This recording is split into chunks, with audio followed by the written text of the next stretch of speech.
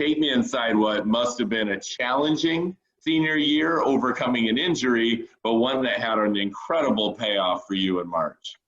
Yeah. So yeah, you're right. Getting back into the process of swimming was pretty slow. I think the first time I went into the pool was during my Notre Dame trip. I think I just dove in and did a 50, then sat in the hot tub. And then on my Texas trip, I remember all the guys wanting to race, and I was like, all right, well, I can swim. I might as well try to race. I couldn't kick at that point though. So kind of just pulled the 25 as fast as I could. And then I think probably mid-October I was... Hang on, Jim. I mean, come on. I mean, what kind of peer pressure recruiting trip moment, before we skip over this, because this might be the part of the story that every swim coach is just cringing at. So you're overcoming an injury that has kept you out for months. And here you are in Austin, Texas, a place where I have already heard about how Christy Young's senior season was sidelined over a recruiting trip injury that he suffered back in 2001.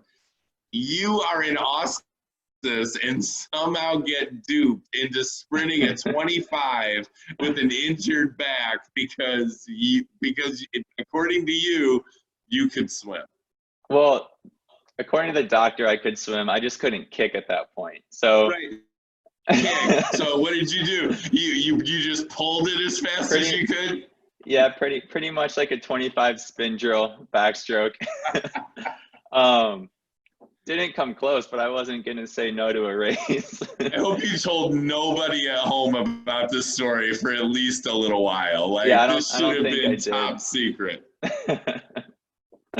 But yeah, and then so kind of slowly getting back into it. I remember the Notre Dame coaches coming up to visit during a practice, and this was before that Texas trip where I was racing, but I could swim and not kick or do flip turns. So I remember just feeling really awkward that they were there watching me do 50s freestyle with open turns going like 30s and 31s. And so, but yeah, kind of slowly made that progression back into full go. And I think I was full go probably early November, right about when the high school season started. So kind of built up training from that point. We hit it pretty hard right from that point on, just because I didn't have a lot of time to work with. And I remember the first few meets were pretty difficult just because I was swimming pretty slow and feeling broken down because we had kind of, just been training super hard at that point. And also kind of feeling like I had a lot of pressure from the year before to, perform well, and seeing where I was my senior year during, the fall and winter compared to where I was my junior year. That fall and winter wasn't really matching up the way I wanted it to. And so I kind of talked to Shannon about that a little bit, and we made a plan going forward. Let's just focus on the training for now and not worry so much about these dual meets. It's about how you swim. It's not like how you swim. It's not about the time. It's about, your race strategy. Are you holding your technique, all that? Because that's what's going to translate to successful end of year swims. And he was always really good about putting things in perspective, looking at the bigger picture, and keeping me staying positive, helping me build kind of confidence in myself. And so that was really helpful going through my senior year. And slowly I kind of started to see myself swim better. And I remember Oakland County's kind of a similar race to Cameron Craig the year before in the 100 back. I was racing Devon Nowicki in the 200 IM. And we were kind of neck and neck the whole way, and I was lucky enough to get my hand on the wall. And that was my best season, or my best in-season 200 IM. I think I was like 150 point something. but I remember having a lot of confidence from that race. And yeah, just kind of riding that momentum throughout the rest of the year and into the state meet, where I knew I didn't have a lot of training behind me at that point, but just really feeding off kind of the energy from the team. We had a couple of guys, you know, hoping to do really well at that state meet, some really good relays. Matt Lanieski, Grayson Arnold, Chris Bella, my, all seniors with me, we had gone through it or Matt was a year younger.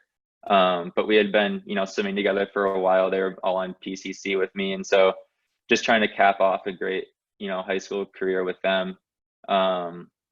So that was really what kind of carried me through that senior year state meet. And yeah, I remember not really knowing what I would swim in terms of times. I remember just wanting to come out with a win. And also, Gust Kouvaris and Mark Blinstrub were two great swimmers from Brother Rice, who were in my class. And we had always gone back and forth, throughout my 4 years. And every time we'd swim against Rice, whether it was a dual meet or an invite or states or Catholic leagues, I think we'd always bring out the best in each other. We were, super competitive all the time. And so being able to race them kind of one last time, yeah, and just kind of fueled me even more. And I remember that 200 IM, just touching and seeing the 147 and not really expecting that at all, that much of a drop from the year before. And, getting the state record that Nick had broken and Josh had broken the year before, like you mentioned, just, that was probably my favorite swim during my high school career, just because of kind of all the things that had happened in the previous year, and to be able to overcome that and surpass my own expectations of myself. And I think that was like the only time I really celebrated after a race by, looking up and splashing the water and looking over at my teammates and everything. And so that was a huge weight off my shoulders, especially kind of like I said, feeling the pressure from the year before, to perform well, and just getting that one race under my belt. And yeah, and then carried that into the 100 backstroke, where it was a similar race to the year before. Cameron wasn't swimming, but I think I just barely out-touched Gust. I went out really fast again, and then saw him come back on me quite a bit over the last 25, and lucky enough to get my hand on the wall first. So, I mean, that was, an incredible way to go out with my teammates. And I think we had the best finish of my 4 years at the state meet. I think we were 6th that year, maybe 7th. My little brother also was a freshman that year. And it's kind of a funny story. He had been trying to get his state cut in the 200 IM. So he suited up for Miska's, which was, I think, like a week or two before our Catholic League championship meet. And he went, I want to say like 206 or something like that. And the state cut was like 202 low. And so heading into the Catholic League meet, we were like, oh, Charlie, I hope you drop a couple seconds here. And it'd be great if you get the state cut. But, I don't think anyone was really thinking that he would pull it out. And so I didn't swim the 200 IM at the Catholic League meet. I think I did the 100 fly and 100 back. And so I was watching the 200 IM from the pool deck, and, cheering him on, and not really looking at the scoreboard throughout the race, just kind of watching him swim. So he touches the wall and looks up and starts celebrating. So I turn around and I see that he had dropped like 4 seconds from the previous week or 2 weeks ago, and had just gotten under the state cut. So that was cool to kind of bring him along to the state meet and see him there too. And yeah, that was pretty special. I think that was one of his main goals throughout the whole year too, to get that state cut. And so to be kind of a part of celebrating that with him was definitely really special. That's great.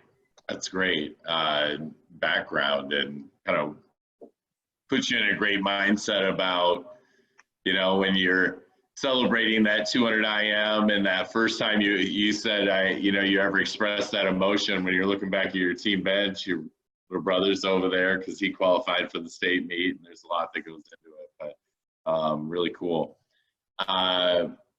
You brought up that, what was it, the Oakland County race with Nowicki? Yeah. So he brought up with me, and he loved that race, and he just kind of commented to me, I don't want to overstate it, but I think if he could go back in history, he wouldn't have swum the fly. He would have loved to have swum that with you, I think, to see how fast he could have gone. I'm sure he would have loved to have taken a shot at you, but he thought that would have been a bigger moment if he could have tried to take a shot at that, but it wasn't what coach wanted. So he didn't do that. He specifically brought up that race with me in our interview, and he kind of wished he had gotten one more shot. That's funny. Yeah, I remember thinking that he was going to swim that 200 IM at that state meet. And then when the heat sheets came out, I was definitely would have been excited to have another race between him. I'm sure it would have been a ton of fun. But, and then watching him go 53, whatever he went, something just absolutely ridiculous at that state meet. I was 59, I think. Yeah. I was like, maybe it was, I don't know. I'd have to go out pretty quick so that he wouldn't catch me, but that would have been a really fun race to have with him. For sure. You said you went out hard in the 200 IM when you were swimming against some of these other guys. Yeah. I can imagine how far ahead you'd want to be at the 100 if you had 53.5 trying to come after you. But exactly. Yeah.